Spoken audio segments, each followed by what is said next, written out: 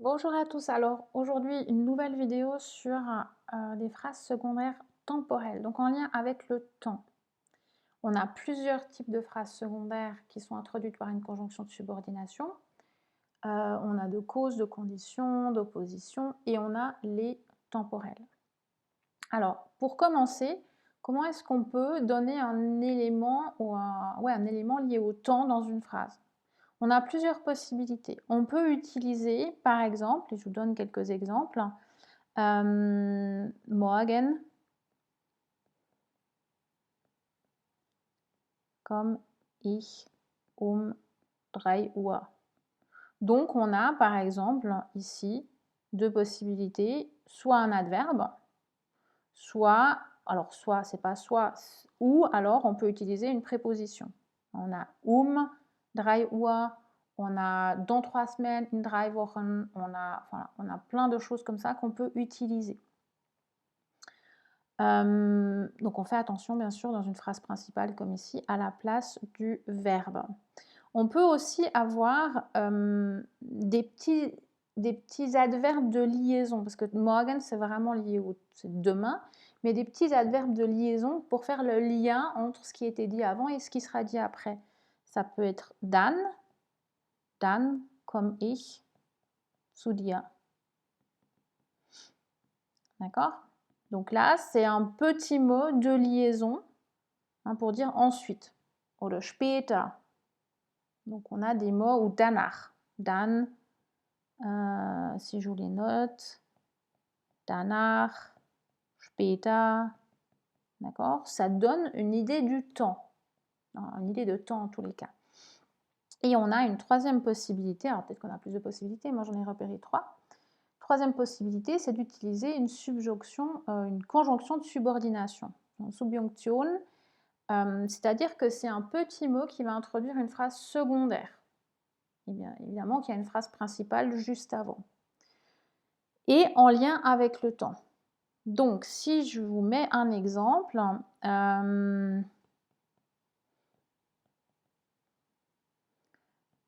ich bin sehr fit, seitdem ich Sport treibe.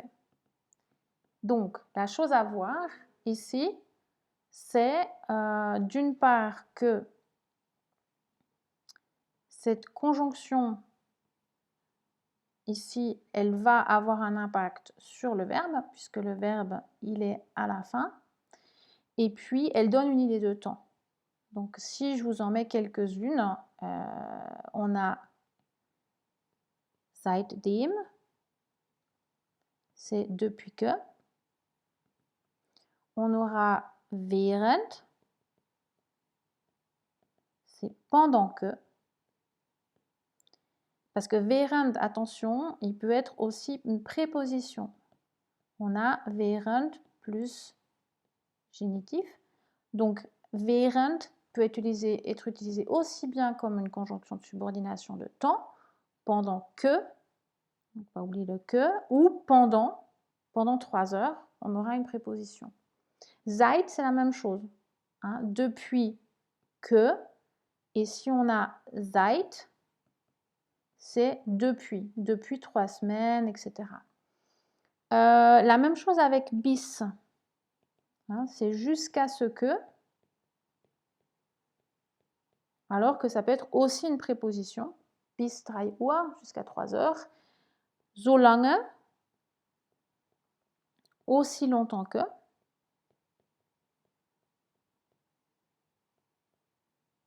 Et puis, j'en ai encore un, sobald, c'est dès que. Donc, ces petits mots, on a toujours un que qui nous montre aussi longtemps que, qui nous montre ici en français que ce sont pas des prépositions, justement des conjonctions de subordination. Et qui se comportent de la même façon que seitdem. Ich bin sehr fit, solange ich Sport treibe. Aussi longtemps que je fais du sport. Donc, voilà, depuis que ou aussi longtemps que, ça dépend de ce qu'on veut dire. Maintenant, je vais peut-être partir sur des subjonctions, des conjonctions de subordination qui sont un peu plus complexes et qui posent un peu plus de problèmes en général que seitdem, während, bis, etc. Et ces conjonctions, alors on a als, on a wenn, on a wann, voilà, als, wenn et wann, déjà. Donc souvent, enfin les trois, on peut les traduire par quand. D'accord? Même si, attention peut-être avec wen, qui peut aussi être traduit par si. Donc comme une condition. Mais à ce moment-là, on n'aura plus une temporelle. Hein, si ça veut dire si, c'est une condition. Donc on va prendre wenn quand il veut dire quand. Donc, pour les différencier, c'est relativement simple en soi. Alors, als, alors je vous fais la grammaire vraiment très simplifiée pour que vous ayez ces règles en tête, elles vont vraiment vous aider. C'est une fois dans le passé. Alors, on peut trouver als avec un présent, un temps présent, mais c'est un présent historique. C'est quand Louis XIV assis sur son trône ou je ne sais pas quoi, et qui s'est mis au présent, ça a une autre valeur. On est projeté dans un moment précis dans le passé. Ça arrive assez peu souvent qu'on parle de Louis XIV ou de quelque chose d'historique. On utilise als souvent une fois dans le passé. Mais ce une fois dans le passé, quelle que soit la durée. C'est-à-dire que si on prend la barre ici du temps, hein, nous on se situe ici, ça veut dire que ça se situe ici. On a als. Mais que ce als ce soit un point dans le temps qui dure 3 secondes, ou que ce soit 2 mois, ou que ce soit 10 ans, on s'en fiche. À partir du moment où c'est dans le passé et c'est terminé. Par exemple, on va dire als ich klein war. Donc, verbe à la fin. Wollte ich, etc. Si vous ne savez pas pourquoi le wollte est juste après la virgule, regardez la phrase, la vidéo de la syntaxe. Donc, als ich klein war, bah forcément qu'on a été une fois petit. Hein, ça a duré peut-être quelques années, mais c'était une fois et on n'est plus petit. Donc, c'est une fois dans le passé. Je peux dire par exemple, als ich in Hamburg, pas de virgule, lebte, war ich, etc. Donc quand je vivais à Hambourg, ça sous-entend qu'on n'y vit plus. Donc c'est terminé. Als ich in Hamburg lebte, war ich noch sehr jung. D'accord? Donc on était jeune, on était à Hambourg, on est plus jeune, on n'y est plus. Donc c'est plus actuel dans le moment présent. D'accord? Il n'y a pas d'idée de quelque chose qui revient, c'est vraiment une fois dans le passé. Maintenant, si on prend le wenn, ça peut être, en gros pour tout le reste, pratiquement, souvent lié à une répétition. Donc soit c'est une répétition, soit c'est quelque chose... alors, par exemple, wenn ich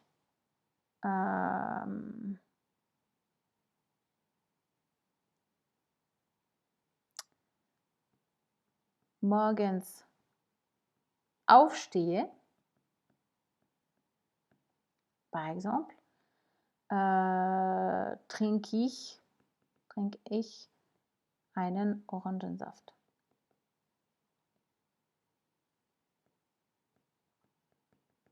Ok? Donc là, déjà on voit qu'on a du présent, mais on a une répétition. Quand je me lève le matin, je bois un jus d'orange. Donc morgens montre ici, c'est chaque matin. Ou alors on fait une projection. Wenn der Frühling kommt,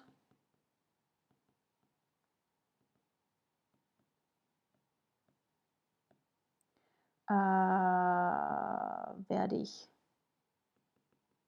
wieder Radfahren, hein, par exemple. D'accord? Donc, à ce moment-là, on projette en se disant, ben voilà, quand il fera, je vais juste vérifier encore quelque chose, quand il fera beau, quand le printemps arrivera, eh bien, à ce moment-là, je vais faire du vélo. Je suis juste en train de rechercher quelque chose. Voilà.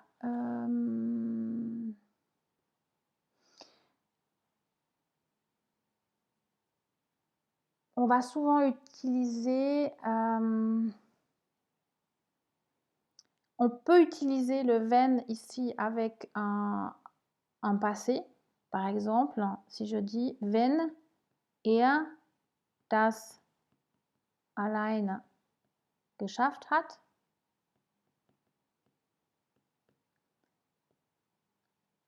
werde ich ihm gratulieren.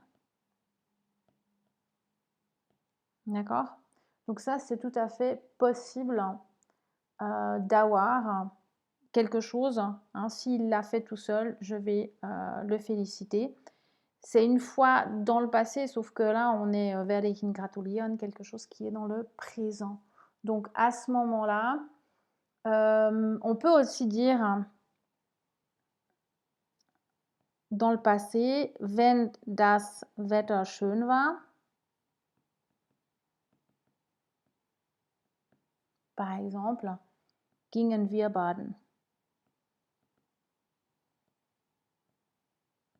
D'accord? Quand le temps était beau, on allait se balader. Donc c'est des répétitions. On s'en fout de qu'on l'a fait plusieurs fois. Ici, on ne montre pas quelque chose qui s'est passé une fois dans le passé, justement.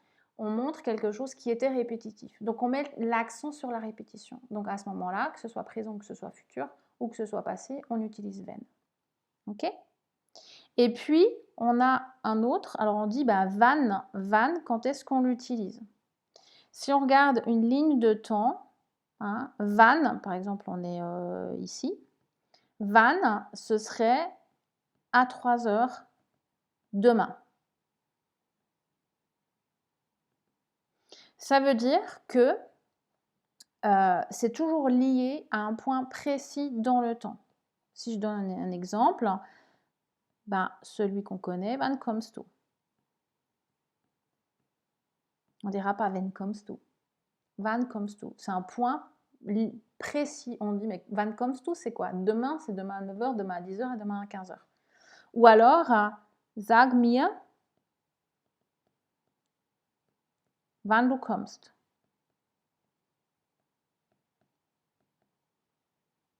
Donc c'est vraiment, on veut une date, on veut un moment dans le temps, on veut quelque chose de précis.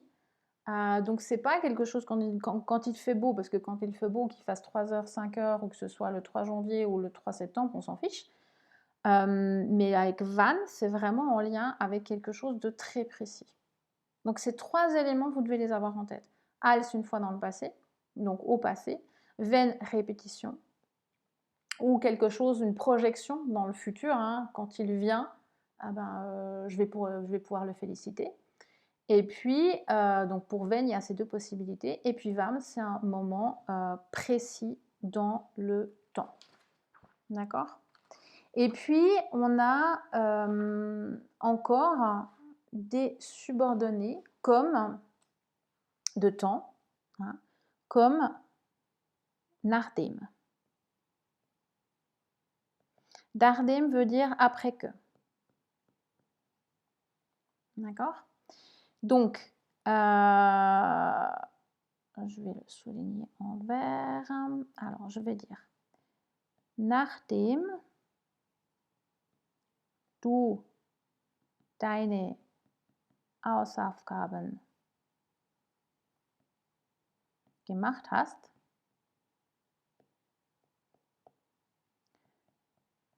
kannst du noch spielen gehen.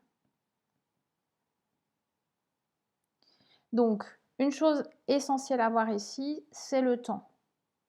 On a gemacht hast, donc un passé, donc tu as un perfect ici, et puis, non, c'est pas le bon mot, on a kannst, qui est un présent.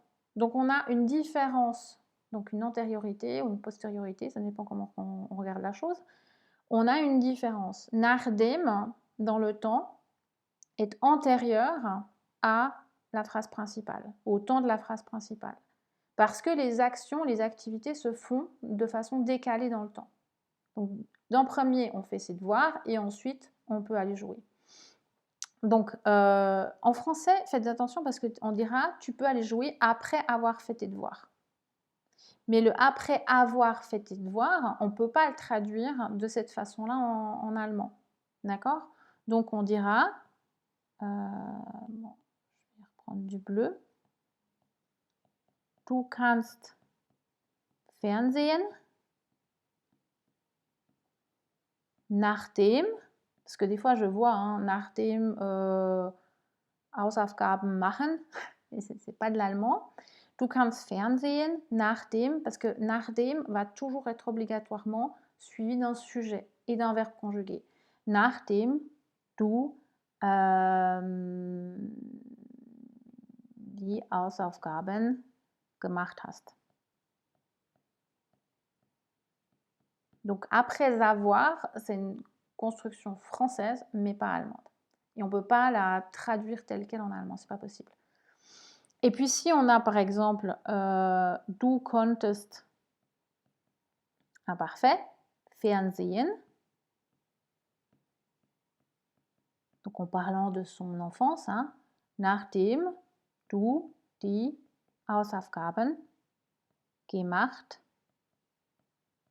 hattest. Donc là, à partir du moment où on a un imparfait, on aura un plus que parfait dans la phrase secondaire après nachdem. Donc simplement être au clair sur ces changements de temps, puisqu'on a une antériorité d'une activité par rapport à l'autre. Et puis before, la même chose, c'est avant que. Le avant de, il n'est pas traductible avec before machen. Enfin, c'est pas possible. Donc on doit de nouveau avoir before, ich, etc. Si je vous fais un exemple, ich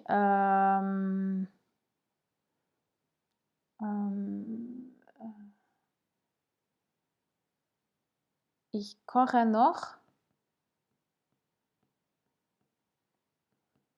bevor ich zu dir komme. Par contre, là, on aura deux temps similaires. Donc ici, le présent. Ich koche noch, bevor ich zu dir komme. Je cuisine avant de venir chez toi, avant que je vienne. Donc le avant que je vienne, on aura un subjonctif en français. Là, on a une concordance des temps, que ce soit dans le présent ou dans le passé. Mais on est obligé d'avoir un sujet-verbe. Donc avec before et nachdem, le avant de faire, ça ne peut pas être traduit tel quel, c'est avant que je vienne, par exemple. Ok, donc ça c'est ce que je voulais vous dire concernant les phrases temporelles. Et puis, je vous mettrai d'autres capsules pour les conjonctions de cause, de condition, etc. Ou peut-être faire un petit mix, je ne sais pas, je verrai. Bon, bonne journée, au revoir.